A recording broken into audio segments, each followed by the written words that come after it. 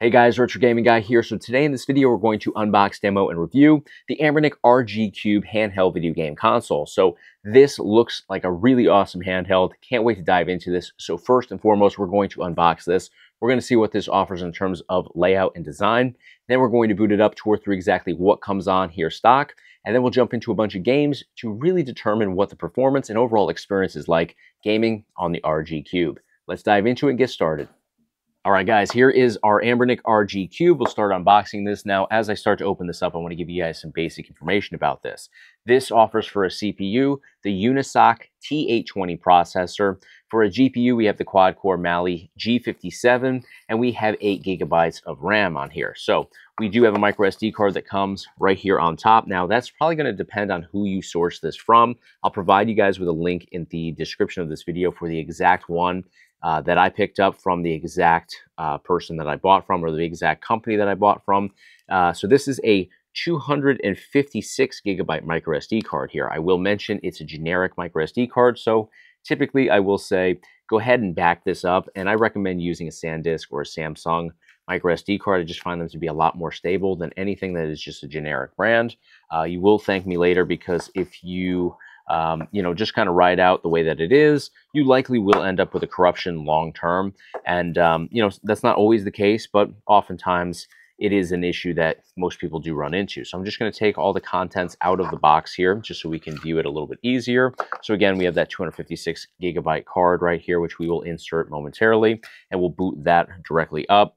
We have our screen protector, which is included. Now, the RG Cube offers a 3.95-inch IPS screen, so just under 4 inches.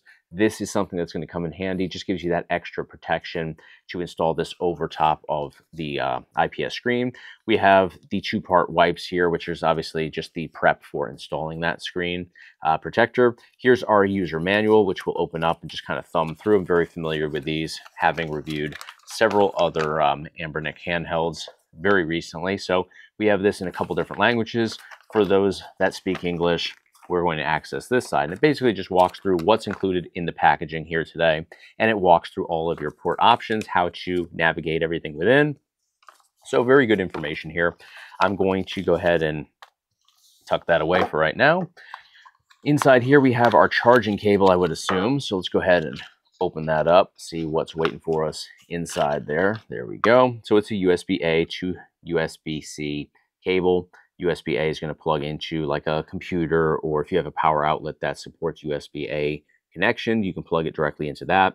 Other end, the Type-C is going to connect over to the Type-C port on the actual handheld. So I'll go ahead and slide this back into place, and then let's comb through the actual handheld itself, which is obviously the most exciting part of this. So very nicely put together. All the packaging so far, top notch.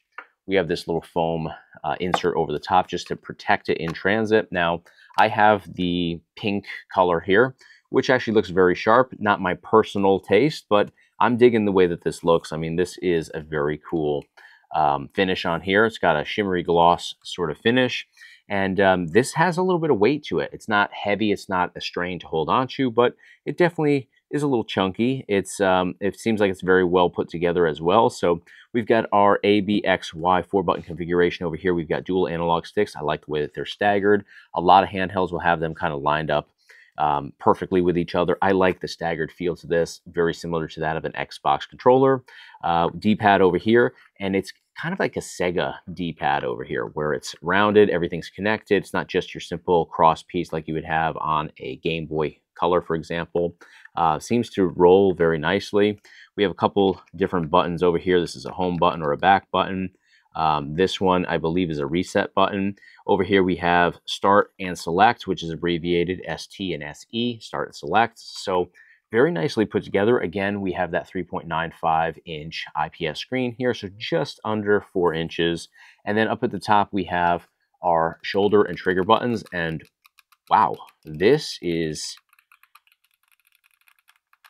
incredible. This feels super uncomfortable, very easy to engage, no sweet spots. And when I say sweet spots, I'm talking about oftentimes you'll have one specific spot that you want to, have your finger line up with, because that's going to give you the best action. It doesn't matter on here. I can hit it all the way over here. literally at the farthest corner with limited surface exposed, and it performs perfectly. I can hit it right dead center in the middle. I can hit it all the way over here, and it performs again exactly the same way. So it doesn't matter where your finger lines up on here, because everybody's hands are going to be a different size. You're going to get the same action out of this. Now the triggers here, RT and LT, are hinged, and you can see the action on there. I'll try to grab you guys on the angle there, but you can see, here we go, they do hinge in there. And I've never been, until very recently, a fan of the hinged trigger on handhelds, just because I found them to be very awkward. But I'd say in the last year or so, I've started to lighten up my take on them, because they've gotten better. And these are really nice. You can just kind of graze them. You can be dead on right here in the center. Great action no matter how you engage those triggers. So I'm liking that. Now up here, we have our micro SD card slot dead center. We have some ventilation up here at the top. Now with the speaker being located on the back side here, I'm going to be paying very close attention to the audio here, because that's something that I've complained about on past handhelds. Usually I like to have at least one speaker somewhere on the surface of the control deck here, facing me, because I'm the one playing this. So I don't really care how it sounds to whoever's standing back here. I want it to sound good, you know, from where I'm sitting. So I'll be paying close attention to that. We have little grips on the inside of these ridges on the back. It gives you quite nice stability back here. You're going to hold this probably similar to how I am. My fingers line up very nicely with those little grips that are built in. This is very comfortable to play on. I'm not obviously playing, but just holding it, I can tell that my fingers just line up perfectly with everything. I'm not straining to hit anything unless I go down to start and select. That's the only major adjustment from regular gameplay, but you're not going to be hitting those in game. Those are going to be just to get started, get set up in a game, and then you're pretty much done. So time to power this on. We're going to comb through. Well, of course, we got to insert our micro SD card, and then we'll power this on, because there's no micro SD card installed within. It's just an empty slot currently, and there's only one slot here. So it's not one of those dual slot handhelds. But with the 256 gigabyte setup, I imagine we have quite a lot waiting for us within here. So I'm really excited to fire this up. So let me see. There we go. So we're able to click that right into place. It's not hanging loose or anything like that. Really no risk of bumping into this and disengaging that card. But let's go ahead and power this on. Now, where's our power button? Oh, yeah, over here on the side. Power button's located right on the edge. And then we also have the external volume controls right above that. So plus to go up, minus to go down. Both buttons are recessed in. So when you rub your finger along here, you don't even feel the buttons. They are kind of indented in, which is good. You don't want to run the risk of accidentally hitting those. So I'm going to hold down the power button for about 2 seconds. There we go. It's starting to boot up right there. This offers Android 13 on here. And we also have RGB settings, I believe. There they go. It's just starting to light up around the analog sticks. So I'll actually dim the lights a little bit at some point so you guys can see those in action. But let's see what this has to offer internally. All right, guys, so here we are booted up into this 256 gigabyte card. And you can actually see, before we get started here, I'll mention the RGB lights around the analog sticks. I mentioned this before, but you can see it pretty well here. And if I kind of cup that so you guys can see this in a dimly lit room, it looks really sharp like that. So it's a nice feature on here. And it's purely cosmetic. It's not something that actually affects the gameplay experience, but nice to have nonetheless. And the backlight here does time out if we leave this, you know, kind of just without, you know, navigating anything, which is nice to preserve the battery life. So we have NES here, first and foremost, 681 games. And if we actually launch into this collection, you can see we do get some cover art or box art here for each title, along with the logo. And we have a text list over here on the left. So again, 681 games there for NES. Over here, we have Sega Master System with 197 games. We could jump in here, and we have all of our titles laid out very easily. Now, one thing worth mentioning is we do not have this currently in alphabetical order, so it does make finding things pretty random, just because you can't go in alphabetical order in here to locate things. So if we go back, though, I believe over here, nope, same deal. So we have Super Contra up here with Contra. Yeah, it's totally random. So just wanted to double check that before proceeding any further. We have PC Engine over here with 298 games. We could take a look at how that looks, but they may differ slightly. Like these are just cover art graphics, and then we have some that are cover art paired with like sometimes a screenshot, sometimes a couple different screenshots like right here, sometimes just more cover art or the backside of like the old packages for different console collections. So it just depends. But yeah, it's kind of the same deal here where it is very hard to navigate just because it's totally random at this point. And if we do hit select here, let's see, can we go in here and change anything? We are currently in, for launch options, it says RetroArch. We have emulator settings. We have ROM settings located over here. And start searching for games. New game. All right, yeah. There's some settings that we can adjust here, but nothing that's really jumping out at me. We have Capcom System 1, 61 games. Capcom, all right, so it doesn't go to Capcom System 2. I was assuming it would just go to Capcom System 2, but no such luck. Sega Genesis over here, 634 games. We have Game Boy, original Game Boy here from 89. That's 933 games. We have Neo Geo over here with 144 games. We have Super Nintendo over here with 1,098 games. Here's our Capcom System 2 that we were wondering about. 29 games over here. We have original PlayStation, so PlayStation 1, 64 games there. Let's see what we have in here for original PlayStation. Again, just kind of randomized here on the list, but got some good titles. We got some Metal Slug, we got some Contra, we have some Ridge Racer, Tomb Raider, Crash Bandicoot titles in here. We have Crash Team Racing. We see Crash Bash, Crash Bandicoot 2 and 3. Not seeing Crash Team Racing. Gran Turismo, Medal of Honor, Silent Hill, Final Fantasy, Spider-Man. Some more, oh, there's Crash Team Racing there. And I'm noticing that we do not have box art for all of these. The further down we get, definitely seems to be missing here. So we'll jump into some of these titles momentarily, but for now I want to keep it moving.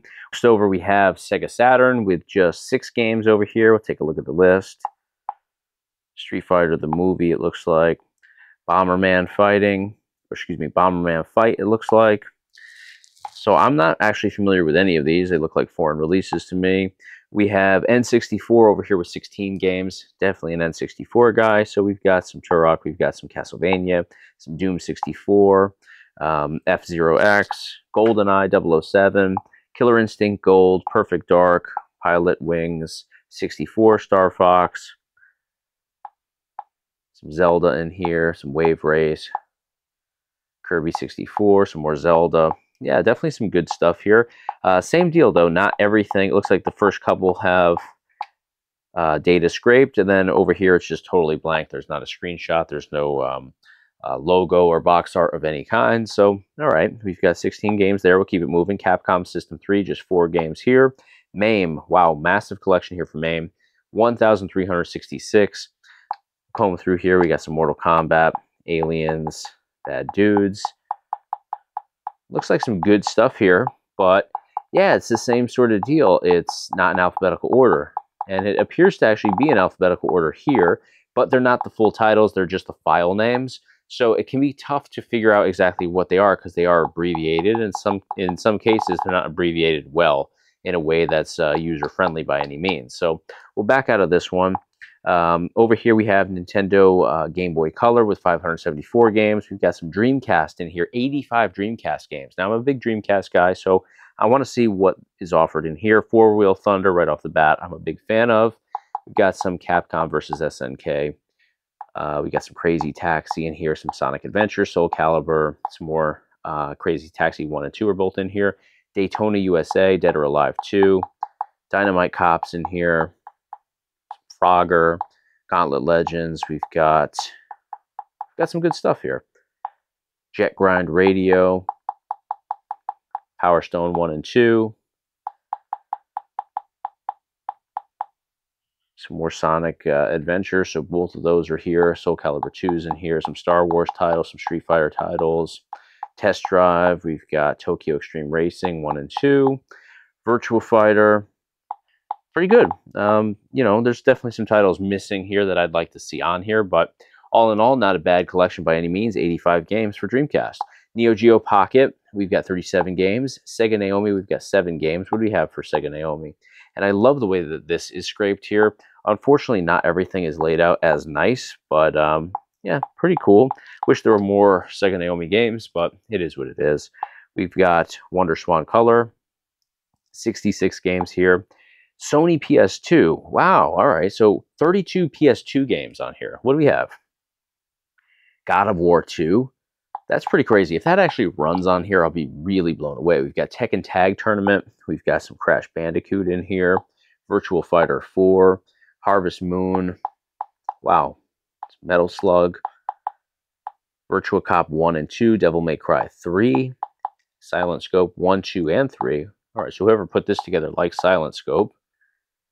And then these are actually just BIOS files down here. But yeah, pretty cool. Definitely want to check out. We'll probably jump into like Tag Tournament or something like that. We've got some Kingdom Hearts as well, which I didn't notice initially. Really surprised to see PS2 on here, so that's pretty cool. Finer Burn Alpha, 1043 games. And all over the place in terms of, again, the alphabetical order. It looks like we do fall into alphabetical order a little bit farther down, and then it gets into, again, the same sort of deal where we end up with file names here that are abbreviated and just tough to know exactly what everything is. So I wish this was a little bit, a little bit better put together, but Vertical Arcade, which is a collection, but there's no games in here. We have Game Boy Advance over here with 596 games. We have a Thomas Wave with 6 games. PSP over here with 50 games. Let's check out PSP. We've got some more God of War in here, 2 titles, some Assassin's Creed, some Ridge Racer, some Tekken 5 and 6, some Call of Duty. Pretty nice stuff in here.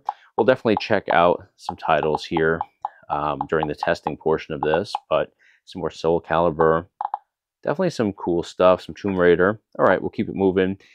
Nintendo DS over here with 22 games. We've got Wii. All right. Wii, 5 games. What Wii games do we have? We got Zelda in here, 2 Zelda, some Naruto, Ridge Racer, and then some Capcom stuff. All right, good games. I'm familiar with those. We got 3DS in here with 22 games.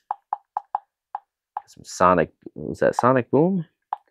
Yeah, Sonic Boom's in here. Some Zelda, some Resident Evil, Metal Gear Solid. Pretty cool. Pretty good stuff. All right, so we'll jump into some of this stuff. We've got Pico with no games, so I don't know why that's even populated in. So, all right, we've got some pretty interesting things on here. I definitely want to check out a little bit of everything just to kind of gauge where the performance is here. But I'll be honest with you guys. I'll give you guys a little spoiler alert of how I'm feeling so far. I'm not crazy about the layout here. I'm not crazy about this card's setup. I just think that it's kind of thrown together. It's sloppy. It's not super user-friendly. But, hey, at the end of the day, we can get past all of that if the performance is good. And if we can also make our own micro SD card for a handheld like this, because yeah, there's a lot to be desired with how this is currently laid out. Just not fine-tuned, in my opinion, not real well put together. So we'll dive in here and we'll check out some games, see what the performance is like, and we'll take it from there.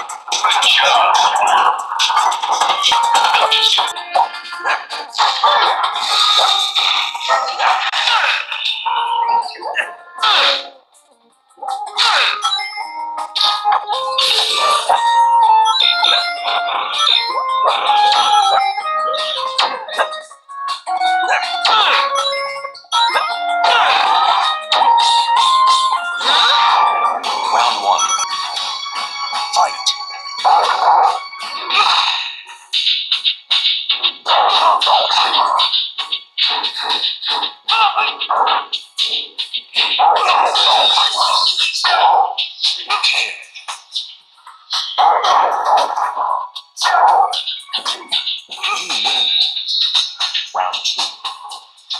Fight.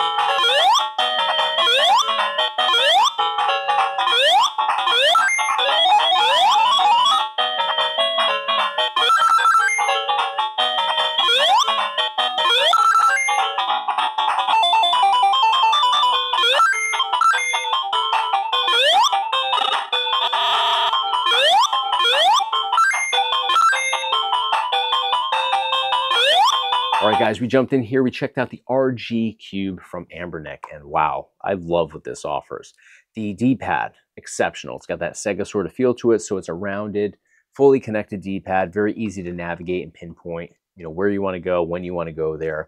Analog sticks, same deal. Really responsive, very easy to navigate, especially in racing games. The RGB lights that light up around those, nice feature on here. Obviously has no effect on performance, but it's a cool thing to have, especially if you're in a dimly lit area, which is typically how us gamers are going to be playing.